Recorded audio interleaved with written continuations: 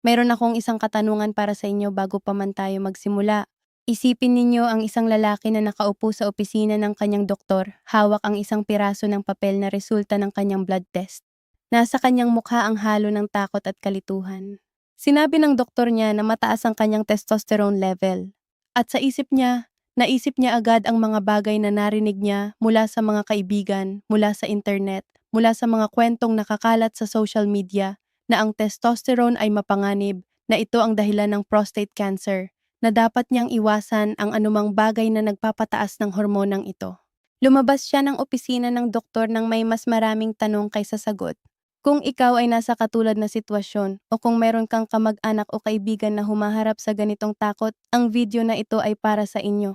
Dahil ang katotohanang mayroon tayo ngayon, base sa pinakamagandang agham na magagamit natin, ay mas komplikado, mas kagulat-gulat at mas puno ng pag-asa kaysa sa simpleng mensahe na testosterone ang kaaway. At bago tayo sumabak sa mas malalim na bahagi ng paksang ito, nais ko munang magtanong sa inyo. Narinig na ba ninyo mula sa inyong doktor o mula sa isang mahal sa buhay na ang testosterone ay maaaring may koneksyon sa prostate cancer? At kung narinig ninyo ito, anong nararamdaman ninyo o anong naisip ninyo nang una ninyong marinig iyon?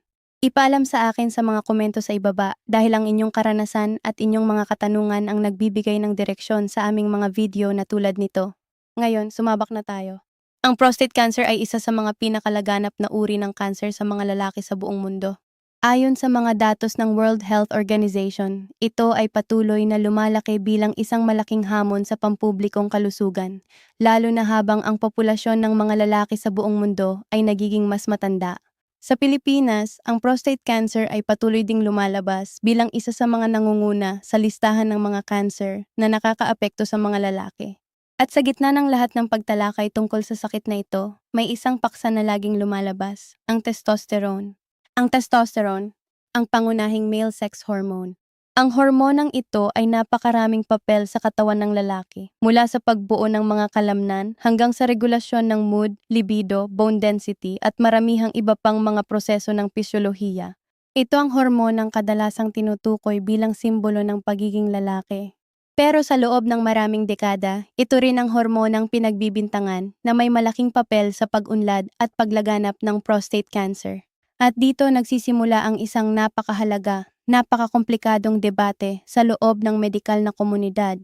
Upang maintindihan natin ng buo ang debate na ito, kailangan muna nating bumalik sa simula. Kailangan nating alamin ano talaga ang testosterone, paano ito gumagana sa katawan, at paano ito nakakakonekta sa prostate at sa prostate cancer.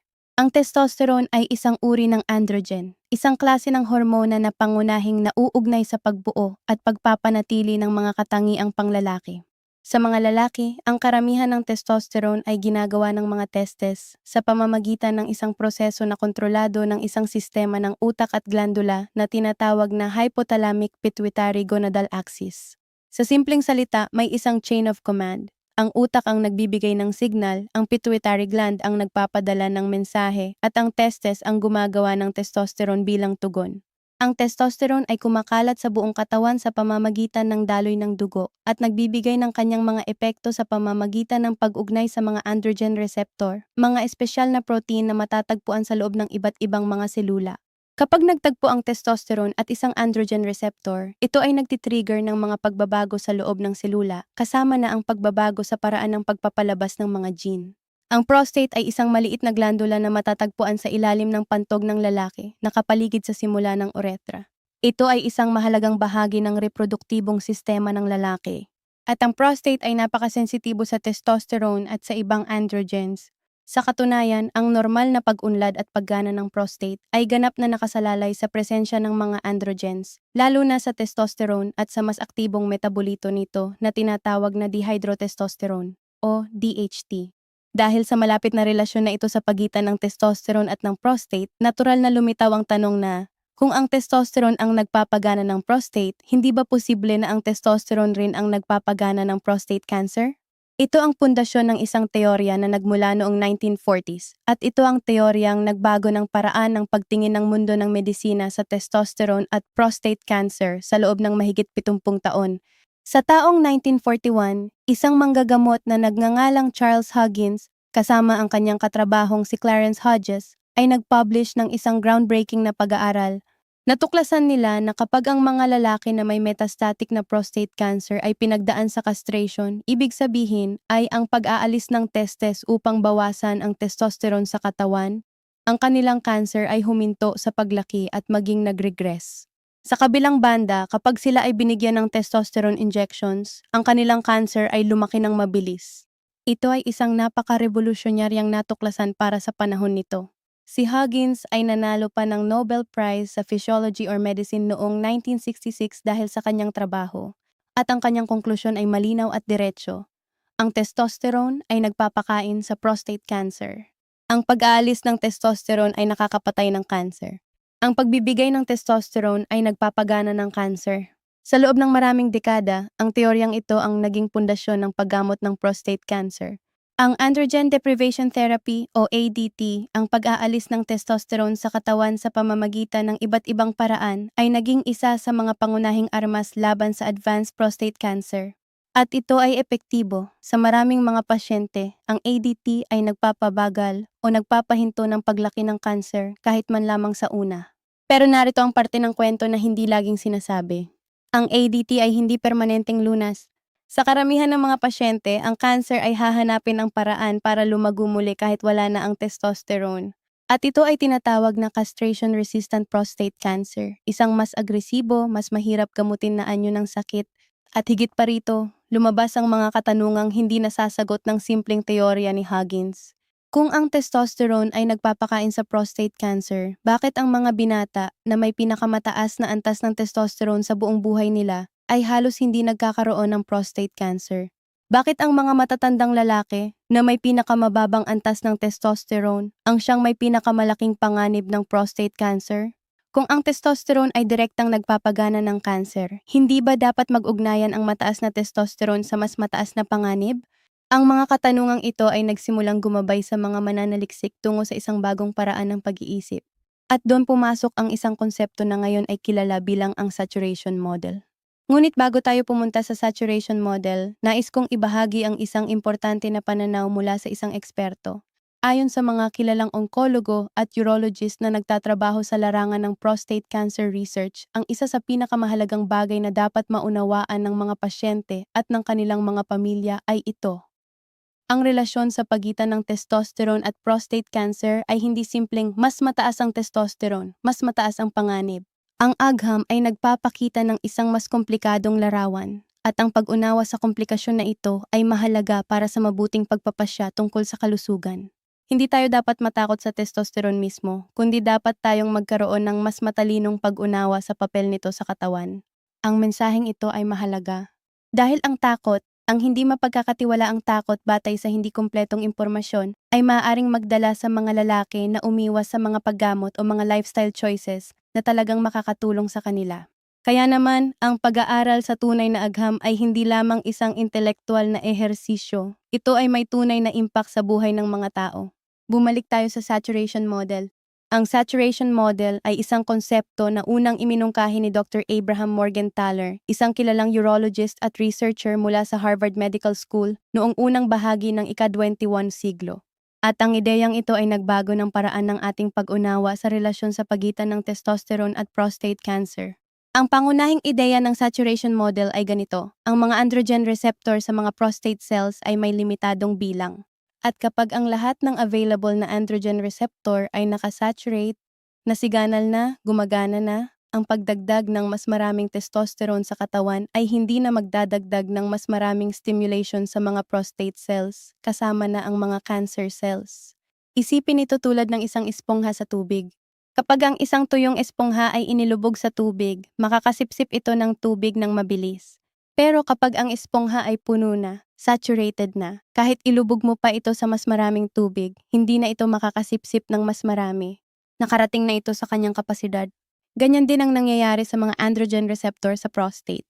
Sa isang antas ng testosterone na sapat na upang masaturate ang lahat ng receptor at ang threshold na ito ay tinataya na medyo mababa, ang pagdagdag ng mas maraming testosterone ay walang karagdagang epekto sa paglaki ng prostate tissue, kasama na ang cancer cells. Ito ang nagpapaliwanag ng isang paradox na matagal nang nakagugulo sa mga mananaliksik.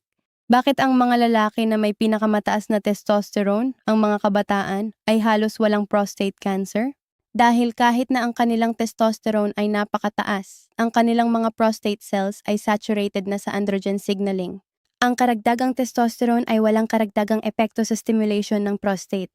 At bakit ang mga matatandang lalaki, na ang testosterone ay natural na bumababa habang tumatanda, ang siyang nagkakaroon ng prostate cancer? Ito ay mas komplikado at malamang nakaugnay ng maraming iba pang mga factor kasama na ang mga pagbabago sa DNA, ang akumulasyon ng damage sa mga selula sa paglipas ng panahon, ang pagbabago sa kalikasan ng androgen receptor signaling at marami pang iba. Pero ang punto ay malinaw, ang mataas na testosterone sa sarili nito ay hindi ang pangunahing driver ng pagsisimula ng prostate cancer. Ang saturation model ay may malaking implikasyon para sa klinikal na pamamaraan. Isa sa mga pinakamalaking implikasyon nito ay ang tanong ng testosterone replacement therapy, ang paggamot na binibigyan ng testosterone ang mga lalaki na may clinically low testosterone levels, isang kondisyon na tinatawag na hypogonadism. Sa loob ng maraming dekada, ang testosterone replacement therapy ay halos ipinagbawal para sa mga lalaki na may kasaysayan ng prostate cancer. Ang pag-iisip ay malinaw. Kung ang testosterone ang nagpapakain sa cancer, pagbibigay ng testosterone sa isang lalaki na may prostate cancer ay katumbas ng pagbibigay ng panggatong sa apoy. Ngunit sa pamamagitan ng saturation model at ng mga klinikal na pag-aaral na sumusuporta rito, ang pananaw na ito ay nagsimulang magbago. Iminumungkahi ng ilang pananaliksik na ang testosterone replacement therapy, kapag ginawa ng maingat at sa tamang mga pasyente, ay maaaring hindi palakihin ang panganib ng prostate cancer sa mga lalaki na may maayos na nakatreat na prostate cancer at maayos na pinamamahalaan. Mahalaga kong bigyang diin dito na hindi ito nangangahulugang ang testosterone replacement therapy ay ligtas para sa lahat ng lalaki na may prostate cancer. Ang bawat pasyente ay may natatanging sitwasyon at ang anumang desisyon tungkol sa testosterone therapy sa anumang uri ng medikal na kondisyon ay dapat gawin sa malapitang pakikipagtulungan sa isang kwalipikadong doktor. Ang mga detalye ng kaso ng isang pasyente, ang uri ng kanilang prostate cancer, ang stage, ang kasaysayan ng paggamot at maraming iba pang mga faktor ay lahat mahalaga sa pagtatasan ng kung ang testosterone therapy ay angkop o hindi. Pero ang punto ay mahalaga. Ang agham ay nagbabago, ang aming pag-unawa ay lumalim, at ang simpleng kwento na testosterone ang kaaway ay hindi na sapat bilang gabay sa medikal na desisyon. Ngayon nais kong ibahagi ang isang importante na mensahe sa aming mga manonood. Ang video na ito ay para lamang sa impormasyon at kamalayan lamang. Hindi ito kapalit ng totoong medikal na konsultasyon sa isang kwalipikadong doktor o espesyalista. Kung mayroon kayong mga alalahanin tungkol sa inyong kalusugan, tungkol sa testosterone, sa prostate cancer, o sa anumang iba pang medical na kondisyon, pakiusap na makipag-usap sa inyong personal na manggagamot.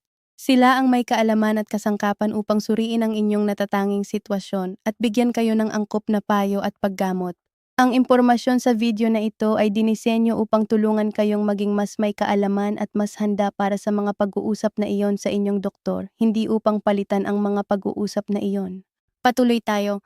Upang mas maunawaan natin ang debate sa pagitan ng testosterone at prostate cancer, kailangan din nating talakayin ang isa pang mahalagang aspeto, ang mga klinikal na pag-aaral na direktang sinubukan ang relasyon na ito. Maraming mga epidemiological na pag-aaral ang sinubukan na maghanap ng koneksyon sa pagitan ng circulating testosterone levels at ng panganib ng prostate cancer. At ang mga resulta ng mga pag-aaral na ito ay nagpapakita ng isang pabrika ng komplikadong impormasyon.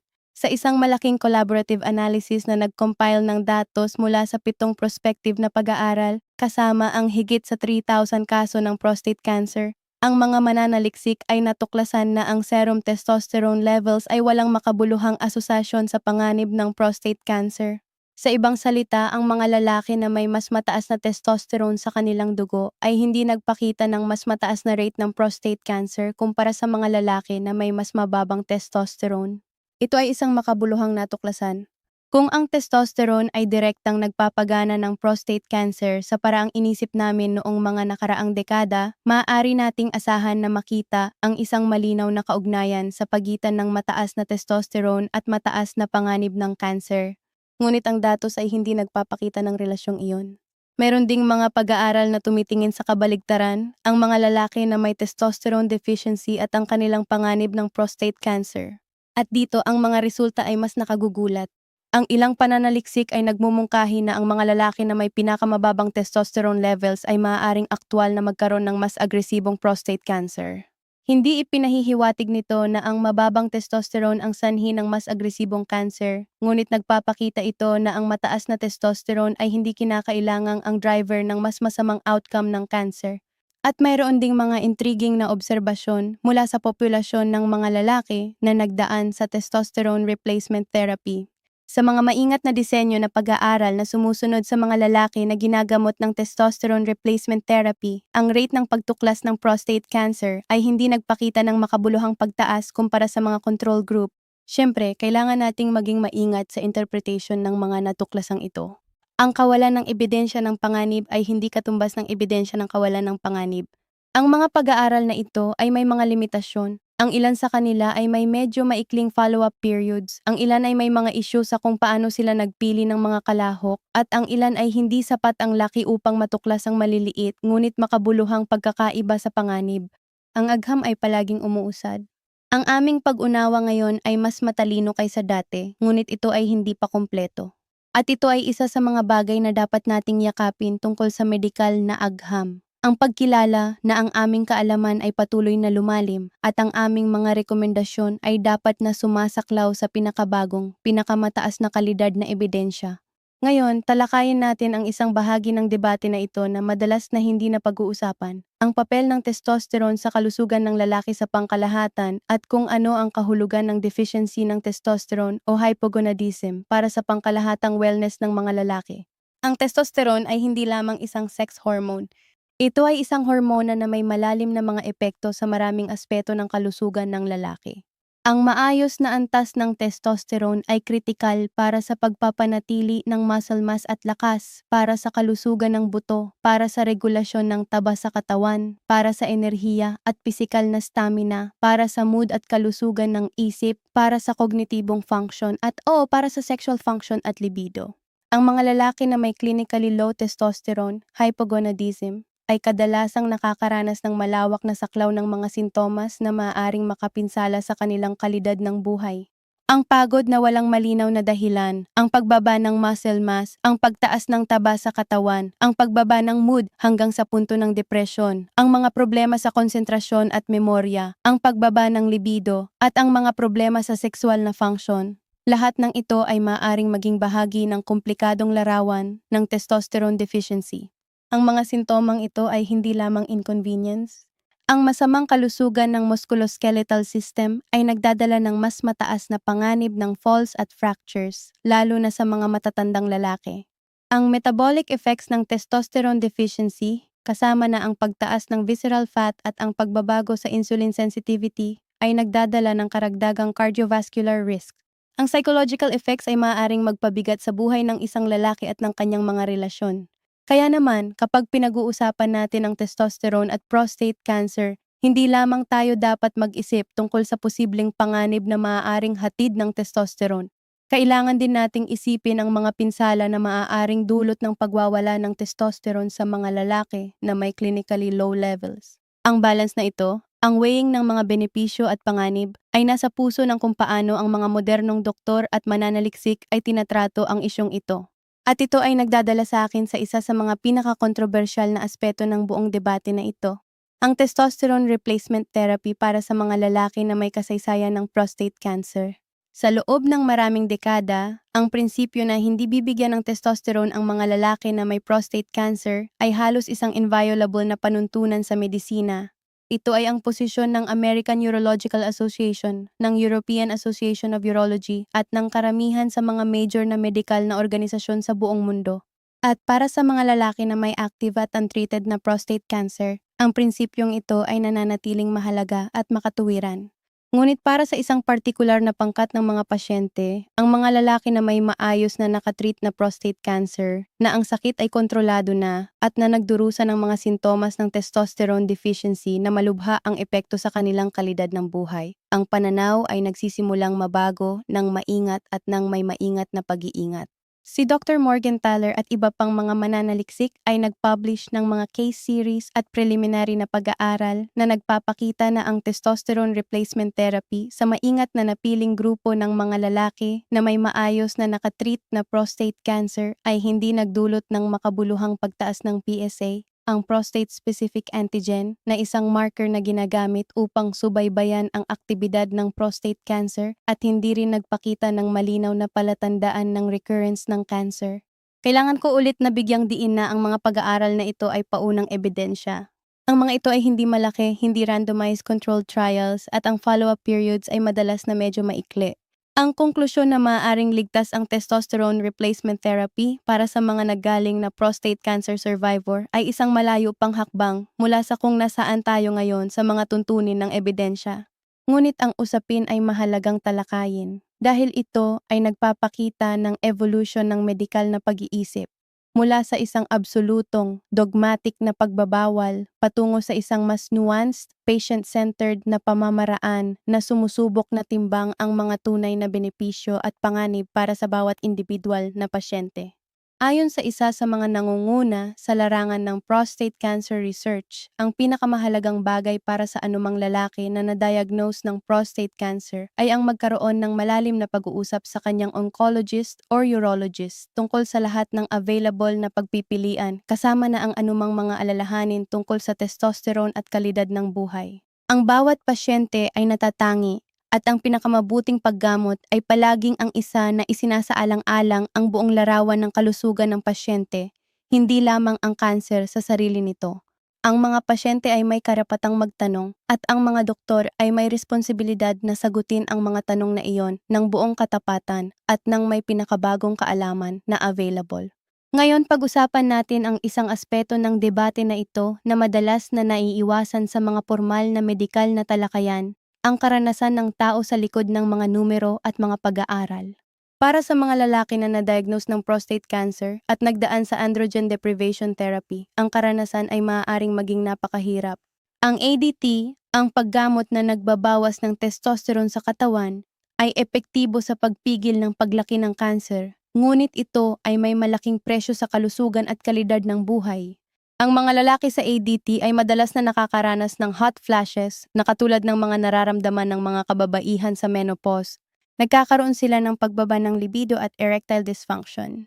Maaring magbago ang kanilang mood at ang depression ay isang kilalang komplikasyon ng ADT. Ang kanilang muscle mass ay bumababa at ang kanilang taba sa katawan ay tumataas. Ang kanilang bone density ay bumababa na nagpapataas ng panganib ng osteoporosis at fractures. Ang kanilang enerhiya ay mababa. Ang kanilang konsentrasyon ay maaaring magkagulo. At sa maraming kaso, ang kanilang pakiramdam ng pagkalalaki, ang kanilang self-image at sense of identity ay maaari ring maapektuhan. Ito ay hindi mga maliliit na bagay.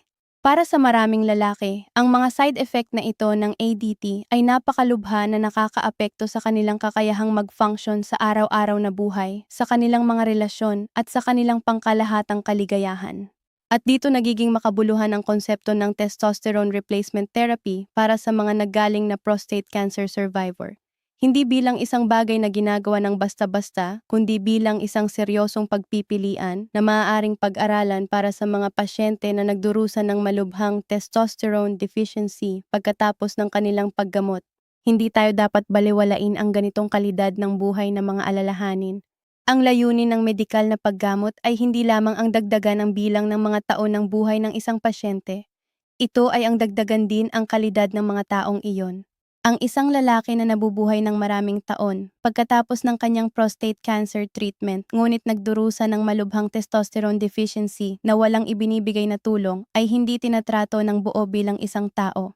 Ito ang puso ng modernong patient-centered na medisina, ang pagtingin sa buong pasyente, hindi lamang sa kanilang sakit. Ngayon talakayin natin ang isa pang mahalagang aspeto ng debate na ito, ang papel ng lifestyle factors sa testosterone levels at sa panganib ng prostate cancer. Ang testosterone levels ng isang lalaki ay hindi statiko. Ito ay apektado ng maraming salik, kasama na ang edad, ang timbang, ang dieta, ang ehersisyo, ang tulog, ang stress levels at ang pangkalahatang kalusugan. At ang marami sa mga salik na ito ay maaari ring makaapekto sa panganib ng prostate cancer. Ang labis na timbang at obesity halimbawa ay kaugnay ng mas mababang testosterone levels, isang kababalaghan na malamang na kaugnay ng pagtaas ng aktibidad ng enzyme na tinatawag na aromatase, na nagko-convert ng testosterone sa estrogen sa adipose tissue. Sa parehong oras, ang obesity ay nauugnay din sa mas mataas na panganib ng mas agresibong prostate cancer. Ang pisikal na aktibidad ay may positibong epekto sa testosterone levels, at ang ilang pananaliksik ay nagmumungkahi na ang regular na ehersisyo, lalo na ang resistance training, ay maaaring magpababa ng panganib ng prostate cancer o magpabagal ng pag-unlad nito. Ang dieta ay isa ring mahalagang salik. Ang isang dieta na mayaman sa mga processed food, saturated fats at refined sugars ay maaaring negatibong makaapekto sa testosterone production at sa pangkalahatang kalusugan ng hormona. Sa kabilang banda, ang isang dieta na mayaman sa mga bunga at gulay, sa healthy fats tulad ng mga natagpuan sa mga olibo at avocado, at sa lean proteins ay maaaring suportahan ang maayos na hormonal balance. Ang tulog ay isa pang kritikal na salik. Ang karamihan ng testosterone production ay nangyayari sa panahon ng tulog, lalo na sa panahon ng deep sleep. Ang matagal na sleep deprivation ay nauugnay sa makabuluhang pagbaba ng testosterone levels. At ang masamang tulog ay may mga epekto rin sa pisikal at mental na kalusugan na maaaring nagdadagdag ng kabuuang panganib ng maraming sakit kasama na ang cancer. Ang stress ay isa rin sa mga kaaway ng maayos na testosterone levels. Ang chronic stress ay nagpapataas ng cortisol, so ang stress hormone, at ang mataas na cortisol levels ay maaaring supilin ang testosterone production. Ang stress management sa makatuwid ay hindi lamang mahalagang sa mental na kalusugan. Ito ay may direktang implikasyon sa hormonal health. Ang lahat ng mga salik na ito ay nagpapakita ng isang mahalagang katotohanan. Ang isyong ito ng testosterone at prostate cancer ay hindi umiiral sa vacuum. Ito ay bahagi ng isang mas malawak na larawan ng pangkalahatang kalusugan, lifestyle, at pisyolohiya. At ang mga pagbabago sa lifestyle na nagpapabuti ng pangkalahatang kalusugan, ang regular na ehersisyo, ang maayos na dieta, ang sapat na tulog, ang pamamahala ng stress, ay may mga benepisyo na lumalagpas sa anumang solong sakit o kondisyon. Ito ang mensahe na nais naming maihatid. Hindi ang takot sa testosterone, kundi ang pag-unawa sa pag-aalaga ng buong katawan bilang pinakamahusay na pamamaraan para sa pangkalahatang kalusugan. Ngayon, talakayin natin ang isang paksa na lubhang mahalaga at madalas na pinag-uusapan sa konteksto ng prostate cancer, ang PSA testing at ang kahalagahan ng early detection. Ang PSA, o prostate-specific antigen, ay isang protein na ginagawa ng prostate gland at nanatagpuan sa dugo. Ang mataas na PSA levels ay maaaring magpahiwatig ng presensya ng prostate cancer, ngunit maaari rin itong sanhi ng iba pang mga kondisyon tulad ng benign prostatic hyperplasia, ang hindi cancerous na pagpalaki ng prostate, o prostatitis, ang pamamaga ng prostate. Ang PSA testing ay controversial sa loob ng maraming taon. May mga eksperto na naniniwala na ang routine PSA screening para sa lahat ng lalaki ay nagdudulot ng mas maraming pinsala kaysa kabutihan, dahil sa problema ng overdiagnosis at overtreatment, kung saan ang mga lalaki ay dinadiagnose at tinatrato ng mga cancer na maaaring hindi kailanman naging seryosong problema sa kanilang kalusugan. At ang mga paggamot ng prostate cancer, kasama ang operasyon at radiation therapy, ay may mga makabuluhang side effects na maaaring maapektuhan ang kalidad ng buhay ng mga lalaki, kasama na ang panganib ng incontinence at erectile dysfunction. Sa kabilang banda, para sa mga lalaki na nagkakaroon ng agresibong prostate cancer, ang early detection ay maaaring maging pagkakaiba sa pagitan ng matagumpay na paggamot at ng mas mahirap na kalagayan. Ang kasalukuyang mga rekomendasyon ng karamihan sa mga major na medical na organisasyon ay nagtataguyod ng isang shared decision-making approach. Ibig sabihin, ang bawat lalaki, kasama ang kanyang doktor, ay dapat magpasya kung ang PSA testing ay angkop para sa kanya batay sa kanyang natatanging mga panganib na salik at mga kagustuhan. Para sa karamihan ng mga lalaki, ang mga rekomendasyon ay karaniwang nagsisimulang mag-isip tungkol sa PSA testing sa edad na 50 taon. Para sa mga lalaki na may mas mataas na panganib, tulad ng mga may kasaysayan ng prostate cancer sa pamilya o ang mga mula sa ilang etnikong grupo tulad ng African Americans na may mas mataas na incidence ng prostate cancer, ang pag-uusap sa doktor tungkol sa screening ay maaaring dapat magsimula ng mas maaga. Ang point na nais kong bigyang diin dito ay ito: ang pag-unawa sa debate tungkol sa testosterone at prostate cancer ay hindi dapat magdala sa mga lalaki na umiwas sa medikal na pag-aalaga. Sa kabaligtaran, dapat itong mag-udyok sa mga lalaki na maging mas aktibo sa kanilang sariling kalusugan. Mas handa na makipag-usap sa kanilang mga doktor, mas handa na magtanong at mas handa na makipag-collaborate sa kanilang mga medical na provider upang gumawa ng matalinong mga desisyon tungkol sa screening at paggamot. Ang kaalaman ay kapangyarihan, ngunit ang kaalaman lamang ng walang aksyon ay walang saysay. Ang tunay na kapangyarihan ay ang paggamit ng kaalaman upang gumawa ng mas mabuting mga desisyon, kabilang ang desisyong bisitahin ang inyong doktor at pag-usapan ang inyong mga alalahanin. Ngayon, nais ko ring talakay ng isang aspeto ng prostate cancer na madalas na hindi binibigyan ng sapat na atensyon, ang emosyonal at psikolohikal na dimensyon ng sakit na ito, at kung paano ang mga lalaki at ang kanilang mga mahal sa buhay ay naaapektuhan. Ang diagnosis ng prostate cancer ay isang nakaka-overwhelm na karanasan. Para sa maraming lalaki, ang kanilang prostate cancer diagnosis ay nauugnay sa mga malalim na takot tungkol sa kamatayan, tungkol sa pagkawala ng kontrola sa kanilang katawan, tungkol sa mga potensyal na side effects ng paggamot na maaaring makaapekto sa kanilang sexual na function at inkontinensya. At ang mga takot na ito ay kadalasang hindi iniuulat, hindi na pag-uusapan, at hindi binibigyan ng tamang atensyon sa loob ng medikal na sistema. Ang kultura ng pagiging lalaki sa maraming lipunan, kasama na sa Pilipinas, ay madalas na hindi nagpapahintulot sa mga lalaki na ipahayag ang kanilang mga takot at kahinaan.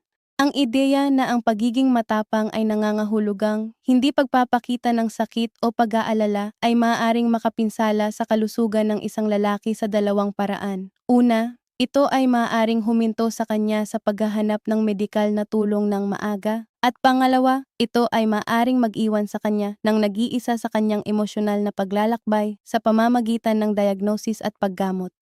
Para sa mga asawa, kasama, pamilya, at mga kaibigan ng mga lalaki na may prostate cancer, mahalaga ang pagkilala na ang psikolohikal na suporta ay kasing halaga ng pisikal na pag-aalaga. Ang pakikinig ng walang paghuhukom, ang pagiging presente, ang pagtatanong ng kumusta ka talaga, at ang tunay na pakikinig sa sagot, ang mga gawaing ito ay maaaring magbigay ng malaking pagkakaiba sa karanasan ng isang lalaki sa prostate cancer.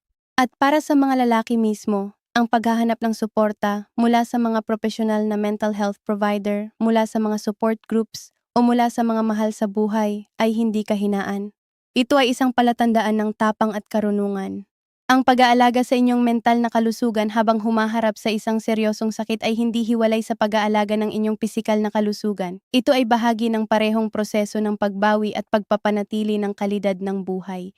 Ang pag-aaral ng agham ng testosterone at prostate cancer ay isang intelektual na ehersisyo, ngunit ang tunay na punto ng lahat ng kaalaman na ito ay ang pagtulong sa mga tunay na tao na namumuhay sa mga tunay na karanasan.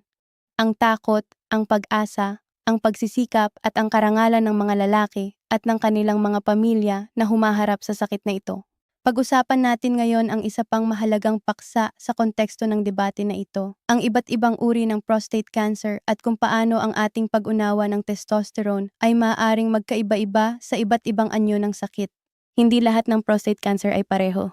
Ang ilang prostate cancer ay napakamabagal lumaki at halos hindi kailanman nagiging seryosong banta sa buhay ng lalaki na may kondisyong ito. Ang iba pang mga prostate cancer ay mabilis na lumalaki at may kakayahang mag-metastasize, manggaling sa prostate at kumalat sa ibang bahagi ng katawan. Ang aggressiveness ng prostate cancer ay sinusukat sa pamamagitan ng iba't ibang sistema, kasama na ang Gleason score, isang sistema ng grading na nagmula sa microscopic analysis ng tumor cells, at ang PSA levels, ang tumor stage at iba pang mga factor. Para sa hormone-sensitive prostate cancer, ang mga cancer na umaasa sa androgen signaling para sa kanilang paglaki, ang androgen deprivation therapy ay karaniwang epektibo sa unang bahagi ng paggamot. Ngunit kahit ang mga cancer na ito ay maaaring umunlad sa paglipas ng panahon at maging castration-resistant, nagpapatuloy ng paglaki kahit na wala ang testosterone. Ang castration-resistant prostate cancer ay isa sa mga pinakaaktibong larangan ng pananaliksik sa oncology ngayon. Ang mga mananaliksik ay nagtatrabaho upang maunawaan kung bakit at paano ang mga cancer cells ay natututo na mag-survive at lumago ng walang testosterone, at kung paano ang kaalaman na ito ay maaaring magamit upang bumuo ng mas epektibong mga paggamot. Ang ilan sa mga pinakabagong paggamot para sa castration-resistant prostate cancer ay nagtatrabaho sa pamamagitan ng mas detalyadong pag-target sa androgen receptor signaling pathway, kahit na ang testosterone levels ay napakababa na. Ang mga cancer cells ay may mga paraan ng paggamit ng androgen receptor signaling na walang testosterone mismo. Ang mga bagong gamot tulad ng enzalutamide at apalutamide ay nagtatrabaho sa pamamagitan ng direktang pag-block sa androgen receptor na nagpipigil sa mga cancer cells na ma-stimulate kahit na may konting androgen na natitira. Ang mga pagsulong na ito sa pag-unawa ng molecular biology ng prostate cancer ay nagbabago ng landscape ng paggamot. Ang mga bagong therapeutic approach tulad ng PARP inhibitors, immunotherapy at CAR T-cell therapy ay lahat isinasaalang-alang bilang mga posibilidad para sa advanced prostate cancer. At ang pananaliksik sa larangan ng genetic testing ay nagpapakita ng mga paraan upang mas mabuting ma-predict kung sino ang mataas ang panganib ng aggressive na prostate cancer at kung sino ang mas malamang na makinabang mula sa mga tiyak na paggamot. Ang lahat ng mga pananaliksik na ito ay nagpapakita ng isang bagay na mahalaga. Ang agham ng prostate cancer ay mabilis na umuusad. Ang mga tanong na tila walang sagot ilang taon na ang nakakaraan ay ngayon ay naaadrisan ng bagong kaalaman. At ang mga bagong pagpipilian sa paggamot na hindi pa posible ilang taon na ang nakakaraan ay ngayon ay available para sa mga pasyente. Para sa mga lalaki at pamilya na humaharap sa prostate cancer ngayon, ito ay isang mensahe ng pag-asa. Hindi isang mensahe ng naivete, kundi ng tunay na pag-asa na nakabase sa kung gaano kalayo ang napunta natin sa pag-unawa at paggamot ng sakit na ito sa loob ng maikling panahon. Ngayon, muling marinig natin ang isa pang perspektibo mula sa medikal na komunidad.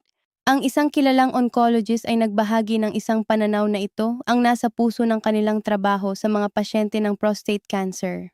Sinabi nila, ang pinakadelikadong bagay na magagawa ng isang pasyente ay ang gumawa ng mga medikal na desisyon batay sa takot at sa simplistic na maling impormasyon. Ang testosterone ay hindi simpleng kaaway.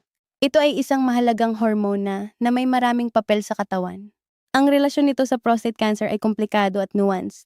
Ang aming trabaho bilang mga manggagamot ay hindi simpleng sabihin sa mga pasyente kung ano ang dapat nilang katakutan.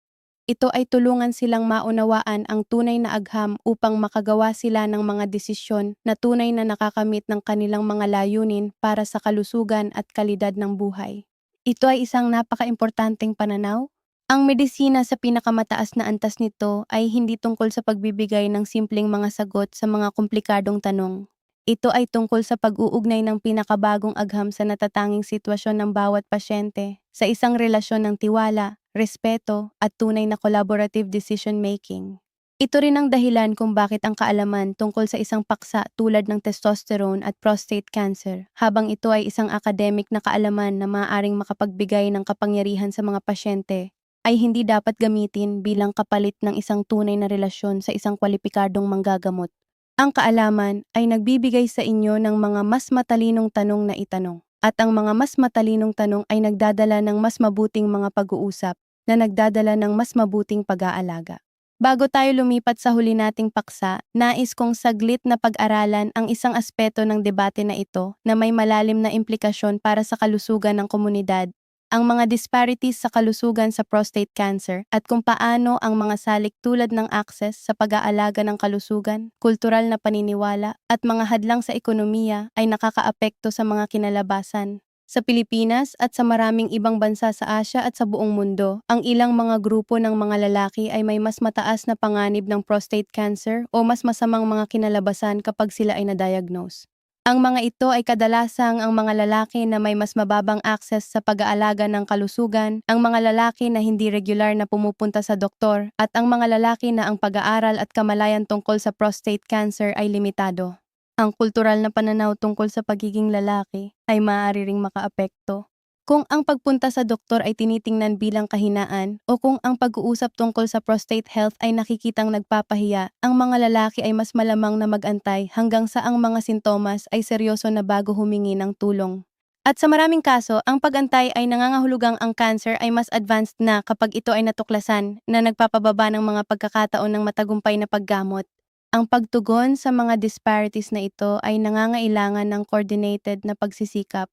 mula sa mga medical na provider na nagtatrabaho upang gawing mas accessible at culturally sensitive ang pag-aalaga, mula sa mga community leader na nagtataguyod ng pag-uusap tungkol sa kalusugan ng lalaki, mula sa mga gobyerno na nagbibigay ng mapagkakatiwalaang impormasyon sa kalusugan at accessible na serbisyo, at mula sa mga individual na lalaki na handang mag-abot para sa medikal na atensyon ng hindi nahihiya. Ang video na ito at ang mga video tulad nito ay bahagi ng mas malawak na pagsisikap sa kamalayan, ang pagdadala ng tumpak, tapat, at accessible na impormasyon tungkol sa kalusugan ng lalaki sa mga lalaki na kailangan nito. At dahil ito ay ginagawa sa Filipino, ito ay naglalayong maabot ang mga lalaki na maaaring wala pang access sa ganitong impormasyon sa wikang kanilang pinakakomportable. At syempre, ang impormasyon lamang ay hindi sapat. Kailangan nating lumipat mula sa kaalaman patungo sa aksyon, ang konkretong hakbang ng pagpunta sa doktor, ng pagsasalita tungkol sa inyong mga alalahanin, ng pagiging proactive sa inyong kalusugan. Ang mga lalaki sa Pilipinas at sa buong mundo ay nararapat sa pinakamataas na kalidad ng impormasyon tungkol sa kanilang kalusugan at nararapat sa isang lipunan na nagtataguyod at nagtatayo ng kanilang kakayahang mag-abot para sa pag-aalaga ng kalusugan ng walang takot o kahihiyan.